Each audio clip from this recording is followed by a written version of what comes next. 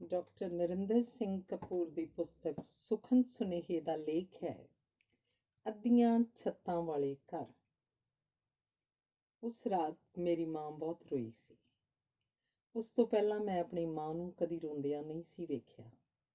ਮੈਨੂੰ ਸਮਝ ਨਹੀਂ ਸੀ ਆ ਰਹੀ ਕਿ ਮੈਂ ਕੀ ਕਰਾਂ, ਕਿਉਂਕਿ ਮੈਂ ਕਦੀ ਵੀ ਕਿਸੇ ਇਸਤਰੀ ਨੂੰ ਇੰਨੀ ਨਿਆਸਰੀ ਤੇ ਨਿਤਾਣੀ ਨਹੀਂ ਸੀ ਵੇਖਿਆ। ਉਸ ਦਾ ਮੂੰਹ ਦਹਿਸ਼ਤ ਵਿੱਚ ਖੁੱਲ੍ਹਾ ਸੀ, ਉਹਦੀਆਂ ਅੱਖਾਂ ਵਿੱਚ ਲਾਚਾਰਗੀ ਸੀ। ਮੇਰੀ ਹਰ ਮੁਸ਼ਕਿਲ ਨੂੰ ਹੱਲ ਕਰਨ ਵਾਲੀ ਮਾਂ ਅੱਜ ਆਪ ਪਰੇਸ਼ਾਨ ਸੀ।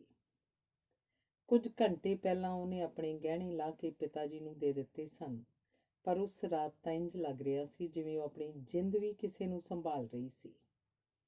ਉਸ ਰਾਤ ਕੁਝ ਤਰਸ ਵਜੋਂ, ਕੁਝ ਹਮਦਰਦੀ ਵਜੋਂ ਤੇ ਕੁਝ ਵਾਤਾਵਰਨ ਦੇ ਸਹਿਮ ਵਜੋਂ ਮੈਂ ਵੀ ਮਾਂ ਦੇ ਨਾਲ ਲੱਗ ਕੇ ਰੋਣ ਲੱਗ ਪਿਆ। ਆਪਣੀ ਮਾਂ ਤੋਂ ਪਰੇ ਸੰਸਾਰ ਦਾ ਮੇਰੇ ਕੋਲ ਕੋਈ ਸੰਕਲਪ ਨਹੀਂ ਸੀ। ਮੈਨੂੰ ਨਹੀਂ ਸੀ ਪਤਾ ਕਿ ਦੁਨੀਆ ਥਾਲੀ ਜਿੰਨੀ ਹੈ ਕਿ ਪਰਾਤ ਜਿੰਨੀ। ਉਸ ਰਾਤ ਰੋਟੀ ਪੱਕੀ ਵੀ ਨਹੀਂ ਸੀ, ਮੰਗਣ ਦਾ ਹੌਸਲਾ ਵੀ ਨਹੀਂ ਸੀ। ਉਸ ਰਾਤ ਅਸੀਂ ਰੋਂਦੇ ਰੋਂਦੇ ਸੌਂ ਗਏ। ਮੇਰੇ ਮਨ 'ਚ ਅਨੰਤ ਹਾਹਾਕਾਰ ਸੀ। ਤਾਰਿਆਂ ਦੀ ਲੋ ਥੱਲੇ ਸਾਡੇ ਉਦਾਸ ਦੀਦਿਆਂ ਵਿੱਚੋਂ ਅੱਥਰੂ ਨਿਕਲਦੇ ਰਹੇ। ਉਸ ਰਾਤ ਦੀ ਸਾਡੀ ਨੀਂਦਰ ਵਿੱਚ ਕਈ ਜ਼ਮਾਨੇ ਬੀਤ ਗਏ, ਕਈ ਯੁੱਗ ਲੰਘ ਗਏ। ਬਿਨਾਂ ਕਿਸੇ ਇਨਕਲਾਬ ਦੇ ਵਾਪਰਨ ਦੇ ਸਭ ਕੁਝ ਵਾਪਰ ਗਿਆ।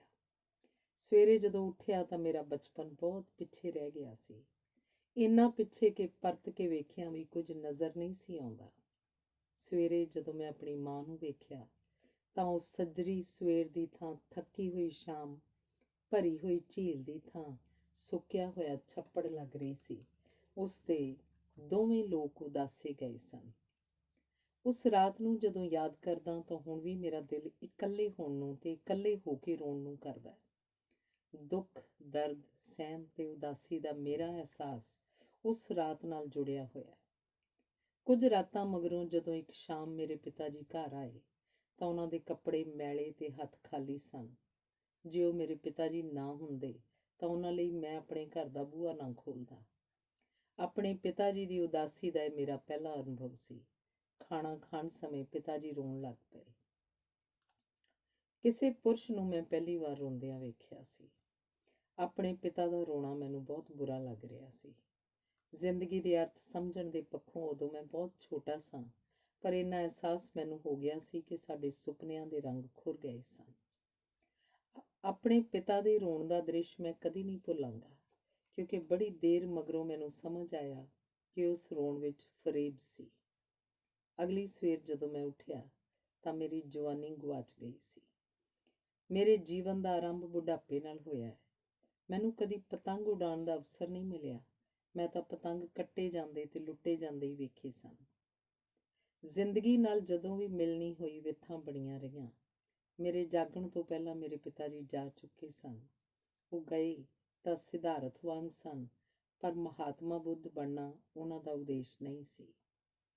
ਕਈ ਸਵਾਲ ਮੇਰੇ ਬੁੱਲ੍ਹਾਂ ਤੇ ਮੁਜ਼ਾਹਰਾ ਕਰਨ ਆਏ, ਪਰ ਮੇਰੀ ਮਾਂ ਵੱਲੋਂ ਲੱਗੀ ਚੁੱਪ ਦੀ ਪਾਬੰਦੀ ਕਾਰਨ ਉਹ ਖਿੰਡਰ ਗਏ। ਪਿਤਾ ਜੀ ਕਿਸੇ ਹੋਰ ਇਸਤਰੀ ਨਾਲ ਨਵਾਂ ਜੀਵਨ ਆਰੰਭ ਕਰਨ ਲਈ ਚਲੇ ਗਏ ਸਨ ਤੇ ਮੇਰੀ ਮਾਂ ਨੂੰ ਮੇਰੇ ਲਈ ਤੇ ਮੈਨੂੰ ਮੇਰੀ ਮਾਂ ਲਈ ਛੱਡ ਗਏ ਸਨ। ਮਾਂ ਮੇਰੀ ਨੇ ਆਪਣੇ ਦਾਜ ਵਿੱਚ ਲਿਆਂਦੀ ਸਿਲਾਈ ਦੀ ਮਸ਼ੀਨ ਕੱਢ ਲਈ ਸੀ ਤੇ ਆਪਣੀ ਪਾਟੀ ਹੋਈ ਕਿਸਮਤ ਨੂੰ ਸਿਉਣ ਦੇ ਆਰ ਵਿੱਚ ਉਹ ਜੁਟ ਗਈ ਸੀ। ਉਹਦੇ ਅੰਦਰ ਇੱਕ ਡੂੰਘੀ ਖਾਮੋਸ਼ੀ ਪਸਰ ਗਈ ਸੀ। ਉਹ ਪੱਥਰ ਨਾਲੋਂ ਵੀ ਮਜ਼ਬੂਤ ਸ਼ੀਸ਼ਾ ਬਣ ਗਈ ਸੀ। ਅਸੀਂ ਅੱਧੀ ਛੱਤ ਵਾਲੇ ਘਰ ਵਿੱਚ ਰਹਿ ਰਹੇ ਸਾਂ। ਮੇਰੀ ਮਾਂ ਨੇ ਆਪਣੀ ਹਿੰਮਤ ਨਾਲ ਮਕਾਨ ਨੂੰ ਘਰ ਦਾ ਬਣਾ ਲਿਆ, ਪਰ ਉਹਦੀ ਛੱਤ ਸਦਾ ਅੱਧੀ ਹੀ ਰਹੀ ਹੈ। ਉਹ ਜਿੱਤ ਕੇ ਹਾਰਦੀ ਰਹੀ ਹੈ। ਜਿਉਂ-ਜਿਉਂ ਮਨੁੱਖ ਜੀਵਨ ਦੇ ਪੜਾਅ ਪਾਰ ਕਰਦਾ ਹੈ, ਉਸ ਨਾਲ ਇੱਕ ਇਤਿਹਾਸ ਜੁੜਦਾ ਜਾਂਦਾ ਹੈ। ਹਰ ਮਨੁੱਖ ਕੋਲ ਯਾਦਾਂ ਦੀ ਨਿਵੇਕਲੀ ਪੂੰਜੀ ਹੁੰਦੀ ਹੈ। ਇਸ ਪੂੰਜੀ ਦੇ ਆਧਾਰ 'ਤੇ ਹੀ ਅਸੀਂ ਵੱਖਰੇ ਪ੍ਰਤੀਤ ਹੁੰਦੇ ਹਾਂ। ਇਹਨਾਂ ਯਾਦਾਂ ਦੇ ਆਧਾਰ 'ਤੇ ਹੀ ਅਸੀਂ ਭਵਿੱਖ ਦੀ ਕਲਪਨਾ ਕਰਦੇ ਹਾਂ। ਜਿਵੇਂ ਸਾਡਾ ਅਤੀਤ ਵੱਖਰਾ ਹੈ, ਤਿਵੇਂ ਹੀ ਹਰ ਕਿਸੇ ਦਾ ਭਵਿੱਖ ਸੰਬੰਧੀ ਸੰਕਲਪ ਵੀ ਵੱਖਰਾ ਹੈ। ਅਸੀਂ ਆਪਣੇ ਨਿਰਣਿਆਂ, ਗਲਤੀਆਂ, ਚੁੱਕੇ ਕਦਮਾਂ ਤੇ ਉਹਨਾਂ ਵਿੱਚੋਂ ਨਿਕਲਣ ਵਾਲੇ ਚੰਗੇ ਮਾੜੇ ਨਤੀਜਿਆਂ ਨੂੰ ਨਾਲ ਲੈ ਕੇ ਚੱਲਦੇ ਹਾਂ।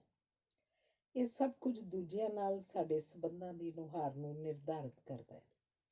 ਜੀਵਨ ਦੀ ਹਰ ਉਮਰ ਉੱਤੇ ਉਸ ਤੋਂ ਪਹਿਲੇ ਵਰ੍ਹਿਆਂ ਦੇ ਅਨੁਭਵ ਦਾ ਪ੍ਰਭਾਵ ਪੈਂਦਾ ਹੈ। ਜੀਵਨ ਦੀ ਕਿਸੇ ਉਮਰ ਵਿੱਚ ਅਪੜਨ ਤੋਂ ਪਹਿਲਾਂ ਉਸ ਉਮਰ ਵਾਲੇ ਦੂਜੇ ਬੰਦਿਆਂ ਦੇ ਵਿਹਾਰ ਦੇ ਪ੍ਰਮਾਣ ਸਾਡੇ ਕੋਲ ਹੁੰਦੇ ਹਨ। ਆਪ ਵੱਡੇ ਭਰਾ ਬਣਨ ਤੋਂ ਪਹਿਲਾਂ ਕਿਸੇ ਦੇ ਵੱਡੇ ਭਰਾ ਦੀ ਉਦਾਹਰਨ ਤੇ ਆਪ ਪਿਤਾ ਬਣਨ ਤੋਂ ਪਹਿਲਾਂ ਆਪਣੇ ਪਿਤਾ ਦੀ ਜਾਂ ਕਿਸੇ ਹੋਰ ਦੇ ਪਿਤਾ ਦੀ ਮਿਸਾਲ ਸਾਡੇ ਸਾਹਮਣੇ ਹੁੰਦੀ ਹੈ।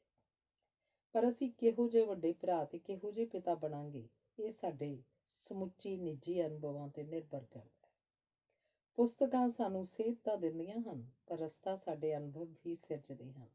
ਸਾਡਾ ਅਨੁਭਵ ਕੇਵਲ ਸਾਡਾ ਅਨੁਭਵ ਨਹੀਂ ਹੁੰਦਾ, ਉਸ ਵਿੱਚ ਅਨੇਕਾਂ ਹੋਰ ਇਸਤਰੀਆਂ ਤੇ ਪੁਰਸ਼ਾਂ ਦਾ ਯੋਗਦਾਨ ਹੁੰਦਾ ਹੈ। ਜੇ ਮੇਰੇ ਪਿਤਾ ਜੀ ਮੇਰੀ ਮਾਂ ਨੂੰ ਛੱਡ ਗਏ ਸਨ ਤਾਂ ਇਹ ਇੱਕ ਪੁਰਸ਼ ਵੱਲੋਂ ਇੱਕ ਇਸਤਰੀ ਨਾਲ ਕੀਤੀ ਵਧੀਕੀ ਨਹੀਂ ਸੀ। ਇਸ ਪਿੱਛੇ ਸਮੁੱਚੀ ਸਮਾਜਿਕ ਸੋਚ, ਸਮੁੱਚੀ ਰਾਜਨੀਤੀ, ਸਮੁੱਚਾ ਧਰਮ, ਸਮੁੱਚਾ ਦਰਸ਼ਨ, ਸਮੁੱਚੀ ਆਰਥਿਕਤਾ ਤੇ ਸਮੁੱਚਾ ਇਤਿਹਾਸ ਕਾਰਜਸ਼ੀਲ ਸੀ। ਇਹ ਸਮੁੱਚੀ ਪੁਰਸ਼ ਜਾਤੀ ਵੱਲੋਂ ਸਮੁੱਚੀ ਔਰਤ ਜਾਤ ਦਾ ਅਪਮਾਨ ਸੀ। ਜਦੋਂ ਕਿਸੇ ਨਾਲ ਨਫ਼ਰਤ ਹੋ ਜਾਏ ਤਾਂ ਹੋਰ ਨਫ਼ਰਤ ਕਰਨ ਦੇ ਨਿੱਤ ਨਵੇਂ ਕਾਰਨ ਲੱਭਦੇ ਰਹਿੰਦੇ ਹਨ। ਜਦੋਂ ਫਰਜ਼ਾਂ ਨੂੰ ਵਿਸਾਰ ਕੇ ਅਸੀਂ ਆਪਣੇ ਹੱਕਾਂ ਪ੍ਰਤੀ ਵਧੇਰੇ ਸੁਚੇਤ ਹੋ ਜਾਈਏ ਤਾਂ ਪਰਿਵਾਰ ਨਿੱਘ, ਸੁੱਖ ਤੇ ਸੁਰੱਖਿਆ ਦੀ ਥਾਂ ਨਫ਼ਰਤ ਦਾ ਅਖਾੜਾ ਬਣ ਜਾਂਦਾ ਹੈ। ਇੱਕ ਪੀੜ੍ਹੀ ਪਹਿਲਾਂ ਤੱਕ ਵੀ ਇਸਤਰੀ ਕਦੀ ਆਪਣੇ ਪਤੀ ਦਾ ਘਰ ਨਹੀਂ ਸੀ ਛੱਡਦੀ, ਕੱਢ ਦਿੱਤੀ ਜਾਂਦੀ ਸੀ। ਹੁਣ ਪਤੀ ਉਹਨੂੰ ਛੱਡ ਕੇ ਚਲੇ ਜਾਂਦੇ ਹਨ। ਵਿਆਹ ਤੇ ਪਰਿਵਾਰ ਬਾਰੇ ਮਤਭੇਦ ਤਾਂ ਹਨ, ਪਰ ਇਹਨਾਂ ਦੇ ਮਹੱਤਵ ਸੰਬੰਧੀ ਕੋਈ ਵਿਵਾਦ ਨਹੀਂ। ਭਾਵੇਂ ਵਿਆਹ ਅਤੇ ਪਰਿਵਾਰ ਪਵਿੱਤਰ ਸੰਕਲਪ ਨਹੀਂ ਰਹੇ, ਪਰ ਮਹੱਤਵਪੂਰਨ ਅਜੇ ਵੀ ਹਨ। ਵਿਆਹ ਤੋਂ ਬਾਹਰੇ ਸੰਬੰਧਾਂ ਨੂੰ ਅਜੇ ਖਿੜੇ ਮੱਥੇ ਪ੍ਰਵਾਨ ਨਹੀਂ ਕੀਤਾ ਗਿਆ। ਤਲਾਕ ਨੂੰ ਹੁਣ ਪੁਰਸ਼ ਦੀਆਂ ਵਧੀਕੀਆਂ ਵਿੱਚੋਂ ਇੱਕ ਵਧੀਕੀ ਗਿਣਿਆ ਜਾਣ ਲੱਗ ਪਿਆ। ਸੰਤੁਲਿਤ ਸੰਬੰਧਾਂ ਵਾਲੇ ਪਰਿਵਾਰਾਂ ਦੀ ਗਿਣਤੀ ਘਟ ਰਹੀ ਹੈ ਤੇ ਟੁੱਟ ਗਏ ਤੇ ਟੁੱਟ ਰਹੇ ਪਰਿਵਾਰਾਂ ਦੀ ਗਿਣਤੀ ਵੱਧ ਰਹੀ ਹੈ। ਭਾਵੇਂ ਬੱਚੇ ਪਰਿਵਾਰ ਨੂੰ ਟੁੱਟਣ ਤੋਂ ਰੋਕੀ ਰੱਖਦੇ ਹਨ, ਪਰ ਬੱਚਿਆਂ ਦੀ ਪਰਿਵਾਰ ਨੂੰ ਜੋੜੀ ਰੱਖਣ ਦੀ ਯੋਗਤਾ ਸੁੰਗੜਦੀ ਜਾ ਰਹੀ ਹੈ। ਇੱਕ ਦੂਜੇ ਨੂੰ ਪੂਰੀ ਛੱਤ ਥੱਲੇ ਬਰਦਾਸ਼ਤ ਕਰਨਾ ਮੁਸ਼ਕਿਲ ਹੁੰਦਾ ਜਾ ਰਿਹਾ ਹੈ। ਪੁਰਸ਼ ਵੱਲੋਂ ਤਿਆਗੇ ਜਾਣ ਦੀ ਸੂਰਤ ਵਿੱਚ ਇਸਤਰੀ ਸਾਹਮਣੇ ਕੋਈ ਬਦਲ ਨਹੀਂ ਰਹਿੰਦਾ ਤੇ ਮਾਪਿਆਂ ਦੇ ਦਰ ਦਰਵਾਜ਼ੇ ਵੀ ਹੁਣ ਥੋੜ੍ਹਾ ਚਿਰ ਖੁੱਲ੍ਹਦੇ ਹਨ। ਅਜੋਕੇ ਯੁੱਗ ਵਿੱਚ ਸਮੱਸਿਆ ਇਹ ਨਹੀਂ ਕਿ ਵਿਆਹ ਨੂੰ ਵਧੇਰੇ ਸੁਖਦਾਇਕ ਕਿਵੇਂ ਬਣਾਇਆ ਜਾਏ, ਸਗੋਂ ਸਮੱਸਿਆ ਤਾਂ ਇਹ ਹੈ ਕਿ ਇਹਨੂੰ ਟੁੱਟਣ ਤੋਂ, ਦੁਫਾੜ ਹੋਣ ਤੋਂ ਬਚਾਇਆ ਕਿਵੇਂ ਜਾਏ। ਇਸਤਰੀ ਪੁਰਸ਼ ਵਿਚਕਾਰ ਕੋਈ ਵੀ ਲੰਮਾ ਹੰਢਣਸਾਰ ਰਿਸ਼ਤਾ ਵਿਆਹ ਤੋਂ ਬਿਨਾਂ ਸੰਭਵ ਨਹੀਂ। ਇਹ ਲੈਣ ਦੇਣ ਦਾ ਰਿਸ਼ਤਾ ਹੈ ਤੇ ਲੈਣ ਦੇਣ ਦੇ ਹਰ ਰਿਸ਼ਤੇ ਵਿੱਚ ਇਸਤਰੀ ਨੂੰ ਵਧੇਰੇ ਦੇਣਾ ਪੈਂਦਾ। ਵਿਆਹ ਸਾਡਾ ਆਰਥਿਕ ਜੀਵਨ ਵੀ ਨਿਰਧਾਰਿਤ ਕਰਦਾ ਹੈ। ਇਹ ਰਿਸ਼ਤਿਆਂ ਨੂੰ ਅਰਥ ਦਿੰਦਾ ਹੈ, ਸੰਬੰਧਾਂ ਨੂੰ ਵਾਤਾਵਰਨ ਪ੍ਰਦਾਨ ਕਰਦਾ ਹੈ ਤੇ ਸਰੀਰਕ, ਮਾਨਸਿਕ, ਭਾਵਕ ਤੇ ਸਮਾਜਿਕ ਵਿਕਾਸ ਦੇ ਨੇਮ ਨਿਰਧਾਰਿਤ ਕਰਦਾ ਹੈ। ਇਸਤਰੀ ਨੂੰ ਪਤਾ ਹੈ ਕਿ ਬੇਕਦਰਾਂ ਨਾਲ ਸਮਝੌਤਿਆਂ ਬਿਨਾਂ ਜ਼ਿੰਦਗੀ ਨਹੀਂ ਗੁਜ਼ਾਰੀ ਜਾ ਸਕਦੀ। ਇਹੀ ਕਾਰਨ ਹੈ ਕਿ ਉਹ ਇਕੱਲੇ ਹੋਣ ਤੋਂ ਬਚਣ ਲਈ ਹਰ ਕੁਰਬਾਨੀ ਕਰਨ ਲਈ ਤਿਆਰ ਹੋ ਜਾਂਦੀ ਹੈ। ਸ਼ਰਧਾ ਤੇ ਨਿਮਰਤਾ ਦੇ ਭਾਵ ਇਕੱਲੇ ਰਹਿ ਜਾਣ ਦੇ ਡਰ ਵਿੱਚੋਂ ਉਪਜਦੇ ਹਨ। ਕਿਸੇ ਵੀ ਸਮਾਜ ਵਿੱਚ ਕਿਸੇ ਇਕੱਲੀ ਕਾਰੀ ਔਰਤ ਲਈ ਆਪਣੇ ਵਜੂਦ ਨੂੰ ਬਣਾਈ ਰੱਖਦਿਆਂ ਸਵੈ-ਮਾਣ ਨਾਲ ਵਿਚਰਨਾ ਬਹੁਤ ਮੁਸ਼ਕਿਲ ਹੁੰਦਾ ਜਾ ਰਿਹਾ ਹੈ ਤੇ ਨਿਤ ਮੁਸ਼ਕਿਲ ਹੁੰਦਾ ਜਾ ਰਿਹਾ ਹੈ, ਕਿਉਂਕਿ ਆਰਥਿਕ ਜੱਦੋ-ਜਹਿਦ ਇੰਨੀ ਸਖਤ, ਭਿਆਨਕ, ਬੇਕਿਰਕ ਤੇ ਜਰਵਾਣੀ ਹੁੰਦੀ ਜਾ ਰਹੀ ਹੈ ਕਿ ਇਸ ਵਿੱਚ ਸਭ ਰਿਸ਼ਤਿਆਂ ਦੀ ਪਛਾਣ ਗੁਆਚ ਗਈ ਹੈ। ਪੁਰਸ਼ ਵਿਚਾਰਾਂ ਅਸੂਲਾਂ ਪ੍ਰਤੀ ਵਫਾਦਾਰ ਹੁੰਦੇ ਹਨ, ਜਦੋਂ ਕਿ ਇਸਤਰੀਆਂ ਮਨੁੱਖਾਂ ਪ੍ਰਤੀ ਸੁਹਿਰਦ ਹੁੰਦੀਆਂ ਹਨ। ਪੁਰਸ਼ਾਂ ਦੇ ਬਣਾਏ ਤੇ ਪੁਰਸ਼ ਬਿਰਤੀ ਨਾਲ ਉਸਾਰੇ ਗਏ ਸੰਸਾਰ ਵਿੱਚ ਜਦੋਂ ਇਸਤਰੀ ਨੂੰ ਇਕੱਲਿਆਂ ਵਿਚਰਨਾ ਪੈਂਦਾ ਤਾਂ ਉਹਦੀ ਸਥਿਤੀ ਉਸ ਵਿਅਕਤੀ ਵਾਲੀ ਹੁੰਦੀ ਹੈ ਜਿਹੜਾ ਖੱਬੇ ਹੱਥ 'ਚ ਤਲਵਾਰ ਫੜ ਕੇ ਯੁੱਧ ਕਰੇ। ਪੁਰਸ਼ ਕਿਸੇ ਤੇ ਵਿਸ਼ਵਾਸ ਨਹੀਂ ਕਰਦੇ, ਸੋ ਉਹਨਾਂ ਨਾਲ ਧੋਖਾ ਵੀ ਨਹੀਂ ਹੁੰਦਾ। ਵੇਖਿਆ ਗਿਆ ਕਿ ਪੁਰਸ਼ ਵਿਆਹ ਕਰਾਉਣਾ ਤਾਂ ਪਸੰਦ ਕਰਦੇ ਹਨ, ਪਰ ਹਰ ਵੇਲੇ ਪਤੀ ਬਣਨਾ ਪਸੰਦ ਨਹੀਂ ਕਰਦੇ। ਇਹ ਵੀ ਵੇਖਿਆ ਗਿਆ ਕਿ ਕੇਵਲ ਇੱਕ ਧਿਰ ਦੇ ਗਲਤ ਹੋਣ ਦੀ ਸੂਰਤ ਵਿੱਚ ਲੜਾਈ ਲੰਮੀ ਨਹੀਂ ਹੋ ਸਕਦੀ। ਸ਼ੱਕ ਕਰਨਾ ਓਨਾ ਦੁਖਦਾਈ ਨਹੀਂ ਹੁੰਦਾ ਜਿੰਨਾ ਸ਼ੱਕ ਪ੍ਰਗਟਾਉਣਾ। ਕਾਰਨ ਅਨੇਕਾਂ ਹਨ, ਪਰ ਨਤੀਜਾ ਇੱਕੋ ਹੈ ਕਿ ਪਰਿਵਾਰ ਟੁੱਟ ਰਹੇ ਹਨ, ਪਰਿਵਾਰ ਟੁੱਟਣ ਤੋਂ ਪਹਿਲਾਂ ਬਹੁਤ ਕੁਝ ਵਾਪਰਦਾ ਹੈ। ਇਸਤਰੀਆਂ ਨੂੰ ਆਪਣੀ ਇੱਜ਼ਤ ਦਾ ਓਨਾ ਡੂੰਘਾ ਅਹਿਸਾਸ ਨਹੀਂ ਹੁੰਦਾ ਜਿੰਨਾ ਪੁਰਸ਼ਾਂ ਨੂੰ ਹੁੰਦਾ ਹੈ। ਸੋ ਬੱਚਿਆਂ ਦੀ ਖਾਤਰ ਜਾਂ ਆਪਣੇ ਮਾਪਿਆਂ ਦੀ ਖਾਤਰ ਉਹ ਪਤੀਆਂ ਕੋਲ ਵਾਪਸ ਮੁੜ ਆਉਂਦੀਆਂ ਹਨ। ਇਸਤਰੀਆਂ ਨੂੰ ਇਕੱਲਿਆਂ ਰਹਿਣ ਦੀ ਜਾਚ ਨਹੀਂ ਆਉਂਦੀ। ਪਤੀ ਦੇ ਹੁੰਦਿਆਂ ਵੱਖਰੇ ਰਹਿਣਾ ਉਹਨਾਂ ਨੂੰ ਅਜੀਬ ਵੀ ਲੱਗਦਾ ਹੈ। ਵਿਧਵਾ ਦੇ ਰੂਪ 'ਚ ਇਸਤਰੀ ਨੂੰ ਇਕੱਲਿਆਂ ਵਿਚਰਨ ਦੀ ਮਜਬੂਰੀ ਹੁੰਦੀ ਹੈ, ਪਰ ਪਤੀ ਨਾਲ ਅਣਬਣ ਦੇ ਕਾਰਨ ਵੱਖਰੇ ਰਹਿੰਦਿਆਂ ਉਹਨੂੰ ਪ੍ਰਤੀਤ ਹੁੰਦਾ ਹੈ ਕਿ ਕੁਝ ਨਾ ਕੁਝ ਅਜਿਹਾ ਵਾਪਰੇਗਾ ਕਿ ਸਭ ਕੁਝ ਠੀਕ ਹੋ ਜਾਏਗਾ, ਪਰ ਕਈ ਵਾਰੀ ਵਾਪਸ ਮੁੜਨ ਦਾ ਕੋਈ ਰਾਹ ਹੀ ਨਹੀਂ ਲੱਭਦਾ। ਪਤੀ ਦੀ ਵਧੀਕੀ ਦੇ ਬਾਵਜੂਦ ਇਸਤਰੀ ਨੂੰ ਹਰ ਵੇਲੇ ਉਹਦਾ ਫਿਕਰ ਰਹਿੰਦਾ ਹੈ। ਰੋਟੀ ਕੱਪੜੇ ਤੋਂ ਤੰਗ ਹੋ ਰਿਹਾ ਹੋਏਗਾ, ਉਹ ਆਪਣੇ ਪਤੀ ਬਾਰੇ ਆਪ ਭਾਵੇਂ ਕਿੰਨਾ ਬੁਰਾ ਭਲਾ ਬੋਲੇ, ਕਿਸੇ ਦੇ ਮੂੰਹੋਂ ਉਹਦੀ ਬੁਰਾਈ ਨਹੀਂ ਸੁਣ ਸਕਦੀ। ਇਸਤਰੀ ਕਿਸੇ ਵੀ ਸਥਿਤੀ 'ਚ ਹੋਵੇ, ਉਹ ਅਕਸਰ ਉਦਾਸੀ ਦੇ ਵਾਤਾਵਰਨ 'ਚ ਵਿਚਰਦੀ ਹੈ। ਕਿਸੇ ਨਾਲ ਰਹਿਣਾ ਉਹਦਾ ਸੁਭਾਅ ਹੈ। ਉਹਨੂੰ ਨਹੀਂ ਪਤਾ ਕਿ ਇਕੱਲਿਆਂ ਜ਼ਿੰਦਗੀ ਕਿਹੋ ਜਿਹੀ ਹੋਏਗੀ। ਇੱਕ ਇਸਤਰੀ ਨੇ ਦੱਸਿਆ, ਮੈਨੂੰ ਮਾਰਨ ਕੁੱਟਣ ਉਪਰੰਤ ਉਹ ਮਾਫੀਆਂ ਮੰਗਣ ਲੱਗ ਪੈਂਦਾ। ਮਾਰਨ ਸਮੇਂ ਉਹ ਮੈਨੂੰ ਕੋਈ ਬੇਗਾਨਾ ਲੱਗਦਾ, ਪਰ ਜਦੋਂ ਮਾਫੀਆਂ ਮੰਗਦਾ ਤਾਂ ਆਪਣਾ ਲੱਗਦਾ। ਮਾਰਨ ਉਪਰੰਤ ਉਹ ਅਕਸਰ ਰੋਣ ਲੱਗ ਪੈਂਦਾ। ਉਸ ਸਮੇਂ ਮੈਨੂੰ ਇੰਝ ਲੱਗਦਾ ਜਿਵੇਂ ਉਹ ਆਪਣੇ ਆਪ ਨਾਲ ਲੜ ਰਿਹਾ ਹੋਵੇ। ਉਹ ਨਾ ਮਾਰਨ ਦੇ ਵਾਅਦੇ ਤੋੜਨ ਲਈ ਆਪਣੇ ਆਪ ਨੂੰ ਕੋਸਣ ਲੱਗ ਪੈਂਦਾ। ਜਦੋਂ ਇਹ ਮਾਰਨਾ ਕੁੱਟਣਾ ਸਾਡੇ ਕੁਝ ਇਸ ਹੱਦ ਤੋਂ ਵੱਧ ਗਿਆ ਤਾਂ ਮੇਰਾ ਮਨ ਉਹਦੀਆਂ ਵਧੀਕੀਆਂ ਨੂੰ ਹੋਰ ਬਰਦਾਸ਼ਤ ਕਰਨ ਤੋਂ ਇਨਕਾਰੀ ਹੋ ਗਿਆ। ਮੈਂ ਵੱਖਰਾ ਰਹਿਣ ਲੱਗ ਪਈ। ਸਭ ਤੋਂ ਪਹਿਲੀ ਸਮੱਸਿਆ ਮਕਾਨ ਦੀ ਸੀ। ਮੇਰਾ ਜੀਵਨ ਪੱਧਰ ਕੰਗਾਲਾਂ ਵਰਗਾ ਹੋ ਗਿਆ ਸੀ। ਹਰ ਚੀਜ਼ ਮੈਨੂੰ ਆਪਣੇ ਵਿੱਤ ਤੋਂ ਬਾਹਰ ਪ੍ਰਤੀਤ ਹੋਈ। ਇਸ ਨਾਲੋਂ ਵੀ ਵੱਡੀ ਸਮੱਸਿਆ ਮੇਰੇ ਮਨ 'ਚ ਬੈਠਿਆ ਉਹ ਡਰ ਸੀ ਕਿ ਉਹ ਅਚਾਨਕ ਆ ਜਾਏਗਾ ਤੇ ਮੇਰੇ ਆਲ੍ਹਣੇ ਨੂੰ ਤੀਲਾ ਕਰ ਜਾਏਗਾ। ਕਿਸੇ ਹੋਰ ਸ਼ਹਿਰ ਮੈਂ ਇਸ ਕਰਕੇ ਨਹੀਂ ਜਾ ਸਕਦੀ ਸਾਂ ਕਿਉਂਕਿ ਉੱਥੇ ਮੇਰਾ ਕੋਈ ਵਾਕਫ ਨਹੀਂ ਸੀ। ਮੈਨੂੰ ਨਿੱਤ ਨਵੀਆਂ ਧਮਕੀਆਂ ਮਿਲਦੀਆਂ ਰਹੀਆਂ, ਪਰ ਹੌਲੀ ਮੈਂ ਆਪਣੇ ਡਰ 'ਤੇ ਕਾਬੂ ਪਾ ਲਿਆ। ਭਾਰਤੀ ਨੇ ਦੱਸਿਆ, ਮੈਨੂੰ ਆਪਣੇ ਪਤੀ ਦੀ ਸ਼ਰਾਬ ਪੀਣ ਦੀ ਆਦਤ ਦਾ ਵਿਆਹ ਤੋਂ ਪਹਿਲਾਂ ਵੀ ਪਤਾ ਸੀ, ਪਰ ਉਹ ਵਿਆਹ ਤੋਂ ਬਾਅਦ ਬਦਲ ਜਾਣ ਦੀਆਂ ਸਹੁੰਆਂ ਖਾਇਆ ਕਰਦਾ ਸੀ। ਮੇਰਾ ਦਿਲ ਕਰਦਾ ਕਿ ਕੋਈ ਮੇਰਾ ਮੂੰਹ ਫੜ ਕੇ ਮੇਰੇ ਮੂੰਹ 'ਤੇ ਦੋਹਾਂ ਪਾਸਿਆਂ ਜ਼ੋਰ ਦੀ ਚਪੇੜਾਂ ਮਾਰੇ, ਕਿਉਂਕਿ ਜਾਣਦਿਆਂ ਬੁੱਝਦਿਆਂ ਮੈਂ ਉਸ ਨਾਲ ਵਿਆਹ ਕਰਵਾਉਣ ਦੀ ਜ਼ਿੱਦ ਕੀਤੀ। ਕਿੰਨੇ ਸਾਲ ਮੈਂ ਉਹਦੀਆਂ ਵਧੀਕੀਆਂ ਇਹ ਸੋਚ ਕੇ ਸਹਿੰਦੀ ਰਹੀ ਕਿ ਮੇਰੇ ਬੱਚੇ ਕੋਲ ਆਪਣੇ ਪਿਓ ਦਾ ਨਾਂ ਤਾਂ ਹੈ। ਹੁਣ ਮੈਨੂੰ ਆਪਣਾ ਘਰ ਇੰਝ ਲੱਗਦਾ ਜਿਵੇਂ ਹੜ੍ਹ ਦਾ ਪਾਣੀ ਉਤਰ ਜਾਣ ਮਗਰੋਂ ਵਿਖਾਈ ਦੇ ਰਿਹਾ ਹੋਵੇ। ਮੈਨੂੰ ਨਹੀਂ ਪਤਾ ਕਿ ਮੈਂ ਖੁਸ਼ ਹਾਂ ਜਾਂ ਉਦਾਸ ਹਾਂ। ਕੋਮਲ ਨੇ ਆਪਣੀ ਹੱਡਬੀਤੀ ਸੁਣਾਈ। ਮੈਂ ਵੱਖਰੀ ਰਹਿ ਰਹੀ ਸਾਂ, ਪਰ ਉੱਥੇ ਵੀ ਆਪਣੇ ਮੈਲੇ ਕੱਪੜੇ ਧੋਣ ਲਈ ਦੇ ਜਾਂਦਾ। ਜਿਸ ਨਾਲ ਨਫ਼ਰਤ ਹੋਵੇ, ਉਹਦੇ ਮੈਲੇ ਕੱਪੜੇ ਧੋਣੇ ਬਹੁਤ ਮੁਸ਼ਕਿਲ ਹਨ। ਨਾ ਕੇਵਲ ਮੈਂ ਉਹਦੇ ਕੱਪੜੇ ਧੋਂਦੀ, ਸਗੋਂ ਉਹਨਾਂ ਦੀਆਂ ਉਧੜੀਆਂ ਸੀਣਾਂ ਤੇ ਟੁੱਟੇ ਬਟਨ ਵੀ ਠੀਕ ਕਰਦੀ, ਉਹਨਾਂ ਉੱਤੇ ਇਸਤਰੀ ਫੇਰਦੀ। ਉਹਦਾ ਧਿਆਨ ਰੱਖਣ ਦੀ ਜ਼ਿੰਮੇਵਾਰੀ ਤੋਂ ਮੈਂ ਕਦੀ ਵੀ ਮੁਕਤ ਨਹੀਂ ਹੋ ਸਕੀ। ਉਹ ਆਉਂਦਾ, ਕੁਝ ਚਿਰ ਚੁੱਪਚਾਪ ਬੈਠਾ ਰਹਿੰਦਾ। ਵੱਖਰੇ ਹੋ ਕੇ ਉਹਦਾ ਵਿਹਾਰ ਬੜਾ ਸਾਊਆਂ ਵਾਂਗ ਹੋ ਗਿਆ ਸੀ, ਜਿਵੇਂ ਹਾਰਿਆ ਹੋਇਆ ਜੁਆਰੀਆ ਬੜਾ ਸਾਊ ਪ੍ਰਤੀਤ ਹੁੰਦਾ। ਇਹ ਤਬਦੀਲੀ ਪੱਕੀ ਨਹੀਂ ਹੁੰਦੀ। ਜਦੋਂ ਮੈਂ ਕਹਿੰਦੀ ਤੁਸੀਂ ਹੁਣ ਜਾਓ ਤਾਂ ਉੱਠ ਕੇ ਟੁਰ ਪੈਂਦਾ। ਮੈਨੂੰ ਬੜਾ ਅਜੀਬ ਲੱਗਦਾ ਕਿ ਮੇਰੇ ਹੁਕਮ ਦੀ ਤਾਮੀਲ ਹੋਣ ਲੱਗ ਪਈ ਹੈ। ਭਵਿੱਖ ਵੱਲ ਵੇਖਦੀਆਂ ਤਾਂ ਹਾਂ, ਪਰ ਅਤੀਤ ਭੁੱਲਿਆ ਨਹੀਂ ਜਾਂਦਾ। ਇੰਝ ਲੱਗਦਾ ਜਿਵੇਂ ਇੱਕ ਚੌਕ 'ਚ ਖਲੋਤੀ ਹੋਵਾਂ, ਪਰ ਰਸਤਾ ਚੁਣਨ ਦੀ ਹਿੰਮਤ ਨਾ ਹੋਵੇ। ਨਿਰਮਲ ਨੇ ਦੱਸਿਆ, ਮੈਨੂੰ ਲੱਗਦਾ ਸੀ ਕਿ ਮੇਰੀ ਜ਼ਿੰਦਗੀ ਸਾਵੀਂ ਸੁਖਾਵੀਂ ਨਹੀਂ ਲੰਘਣੀ।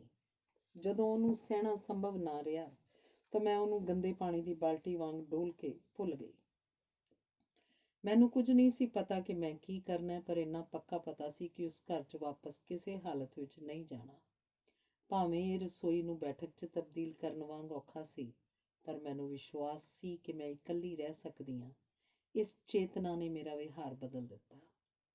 ਇਸਤਰੀ ਦੀ ਸਥਿਤੀ ਤਾਂ ਉਂਝ ਹੀ ਦੂਜੇ ਦਰਜੇ ਵਾਲੀ ਹੁੰਦੀ ਹੈ, ਪਰ ਆਰਥਿਕ ਮੁਸ਼ਕਲਾਂ ਨਾਲ ਜਦੋਂ ਮੇਰਾ ਜੀਵਨ ਪੱਧਰ ਇੱਕਦਮ ਡਿੱਗ ਪਿਆ ਤਾਂ ਮੈਂ ਤਿਲਕੀ ਜ਼ਰੂਰ, ਪਰ ਡਿੱਗੀ ਨਹੀਂ।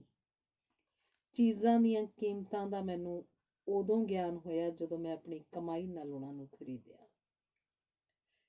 ਕਿੰਨੇ ਹੀ ਵਰ੍ਹੇ ਮੈਨੂੰ ਇੰਝ ਲੱਗਦਾ ਰਿਹਾ ਜਿਵੇਂ ਮੈਂ ਮਕਾਨ 'ਚ ਨਹੀਂ, ਵਰਾਂਡੇ 'ਚ ਰਹਿ ਰਹੀ ਹਾਂ। ਮੇਰੇ ਲਈ ਆਰਥਿਕ ਮਜਬੂਰੀਆਂ ਨਾਲੋਂ ਵੀ ਵੱਡੀ ਸਮੱਸਿਆ ਆਪਣੀ ਇਕੱਲਤਾ ਦੀ ਸੀ।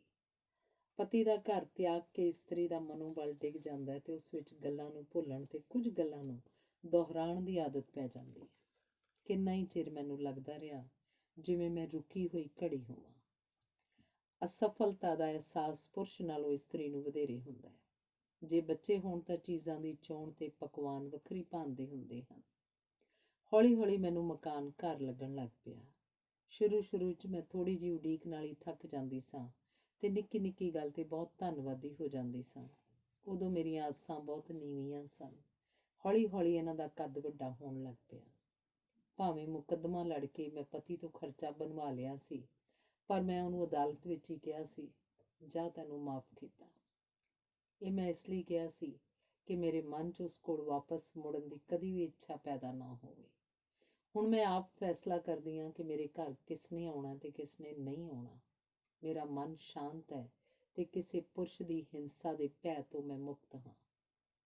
ਊਸ਼ਾ ਦੱਸਦੀ ਹੈ, ਦੀਵਾਲੀ ਵਾਲੇ ਦਿਨ ਮੈਂ ਆਪਣੇ ਦੁਖਦਿਆਂ ਪਾਸਿਆਂ ਨੂੰ ਸੇਕਦੀ ਰਹੀ। ਆਪਣੀ ਬੱਚੀ ਨਾਲ ਜਦੋਂ ਆਪਣੇ ਭਰਾ ਦੇ ਘਰ ਗਈ ਤਾਂ ਕੁਝ ਦਿਨਾਂ ਮਗਰੋਂ ਹੀ ਭਾਬੀ ਦੀ ਸ਼ਬਦਾਵਲੀ ਤੇ ਵਾਕ ਬਣਤਰ ਬਦਲ ਗਈ। ਜਿਸ ਇਸਤਰੀ ਕੋਲ ਕਰਨ ਲਈ ਕੁਝ ਨਹੀਂ, ਉਸ ਵੱਲ ਦੂਜੀਆਂ ਇਸਤਰੀਆਂ ਵੀ ਧਿਆਨ ਨਹੀਂ ਦਿੰਦੀਆਂ। ਨੌਕਰੀ ਤਾਂ ਮੇਰੀ ਲੱਗੀ ਹੋਈ ਸੀ। ਮੈਂ ਵੱਖਰਾ ਛੋਟਾ ਮਕਾਨ ਲੈ ਕੇ ਰਹਿਣ ਲੱਗ ਪਈ। ਕਈ ਪੁਰਸ਼ਾਂ ਨੇ ਮੇਰੇ 'ਚ ਦਿਲਚਸਪੀ ਵਿਖਾਈ, ਪਰ ਜਦੋਂ ਮੈਂ ਦੱਸਦੀ ਕਿ ਮੇਰੀ ਇੱਕ ਛੋਟੀ ਬੇਟੀ ਹੈ ਤਾਂ ਉਹ ਪਛਾਣਨ ਤੋਂ ਵੀ ਇਨਕਾਰੀ ਹੋ ਜਾਂਦੇ। ਬੱਚੀ ਨੂੰ ਵੇਖ ਕੇ ਕਦੀ ਮੈਨੂੰ ਗੁੱਸਾ ਆਉਂਦਾ, ਕਦੀ ਮੈਂ ਪ੍ਰਸੰਨ ਹੁੰਦੀ। ਮੈਂ ਸੋਚਦੀ ਮੇਰੇ ਕੋਲ ਕੁਝ ਤਾਂ ਹੈ, ਪਰ ਉਹੀ ਮੈਨੂੰ ਆਪਣੇ ਰਾਹ ਦੀ ਰੁਕਾਵਟ ਵੀ ਲੱਗਦੀ। ਬੱਚਿਆਂ ਪ੍ਰਤੀ ਇਸਤਰੀਆਂ ਵਧੇਰੇ ਜ਼ਿੰਮੇਵਾਰੀ ਅਨੁਭਵ ਕਰਦੀਆਂ ਹਨ। ਕਈ ਮਹੀਨੇ ਮੈਨੂੰ ਇੰਝ ਲੱਗਦਾ ਰਿਹਾ ਜਿਵੇਂ ਮੈਂ ਮਲਬੇ ਵਿੱਚੋਂ ਕੁਝ ਲੱਭ ਰਹੀ ਹੋਵਾਂ। ਮੈਂ ਕੰਮ ਤੇ ਬੱਚੀ ਨੂੰ ਪਾਲਣ ਦੀ ਜ਼ਿੰਮੇਵਾਰੀ 'ਚ ਵੰਡੀ ਹੋਈ ਸਾਂ। ਸੋਚਦੀ ਹਾਂ ਕਿ ਸਮੱਸਿਆਵਾਂ ਦੇ ਚੰਗੇ ਹੱਲ ਤਾਂ ਹੋ ਸਕਦੇ ਹਨ, ਪਰ ਜ਼ਰੂਰੀ ਨਹੀਂ ਕਿ ਉਹ ਠੀਕ ਹੱਲ ਹੋਣ। ਇਸਤਰੀਆਂ ਆਪਣੇ ਪਤੀਆਂ ਦੇ ਹੱਥੋਂ ਹੋਏ ਅਪਮਾਨ ਦੇ ਸਾਰੇ ਵੇਰਵੇ ਨਹੀਂ ਦੱਸਦੀਆਂ। ਮੈਂ ਮਹਿਸੂਸ ਕਰਦੀ ਹਾਂ ਕਿ ਗਰੀਬ ਹੋਣਾ ਆਪਣੇ ਆਪ ਵਿੱਚ ਬਹੁਤ ਵੱਡਾ ਅਪਮਾਨ ਹੈ ਤੇ ਗਰੀਬੀ ਸਾਹਮਣੇ ਸਾਰੀਆਂ ਪ੍ਰਾਪਤੀਆਂ ਤੇ ਹਿੰਮਤਾਂ ਫਿੱਕੀਆਂ ਪੈ ਜਾਂਦੀਆਂ ਹਨ। ਅਸੁਰੱਖਿਅਤ ਹੋਣ ਕਾਰਨ ਮੈਂ ਆਪਣੀ ਜ਼ਿੰਦਗੀ ਨੂੰ ਵਧੇਰੇ ਗੰਭੀਰਤਾ ਨਾਲ ਲੈਣ ਲੱਗ ਪਈ। ਮੈਨੂੰ ਡਰ ਸੀ ਕਿ ਕਿਧਰੇ ਮੇਰੀ ਨੌਕਰੀ ਨਾ ਚਲੀ ਜਾਏ। ਮੇਰੀ ਹਾਲਤ ਵਾਹੋਦਾਈ ਟੁਰਨ ਕਾਰਨ ਹਫ ਜਾਣ ਵਾਲੇ ਵਿਅਕਤੀ ਵਾਲੀ ਸੀ। ਖਰਚੇ ਸੰਬੰਧੀ ਮੁਕੱਦਮੇ 'ਚ ਮੇਰੇ ਪਤੀ ਨੇ ਜਿਸ ਢੰਗ ਨਾਲ ਆਪਣੀ ਗਰੀਬੀ ਤੇ ਲਾਚਾਰਗੀ ਦਾ ਪ੍ਰਗਟਾਵਾ ਕੀਤਾ, ਉਹਨੂੰ ਸੁਣ ਕੇ ਮੈਨੂੰ ਸ਼ੱਕ ਹੋਇਆ ਕਿ ਕੀ ਇਹ ਉਹੀ ਵਿਅਕਤੀ ਹੈ ਜਿਸ ਨਾਲ ਮੇਰਾ ਵਿਆਹ ਹੋਇਆ ਸੀ। ਸੂਈਆਂ ਨਾਲ ਮੈਂ ਆਪਣੇ ਚੁਭੇ ਹੋਏ ਕੰਡੇ ਕੱਢ ਲਏ ਸੀ। ਹੁਣ ਮੇਰਾ ਜੀਵਨ ਟਿਕੇ ਹੋਏ ਸਰੋਵਰ ਤੇ ਸੁਰ ਹੋਏ ਸਾਜ਼ ਵਾਂਗ ਹੈ, ਪਰ ਅੰਦਰ ਇੱਕ ਸਦੀ ਵੀ ਉਦਾਸੀ ਹੈ।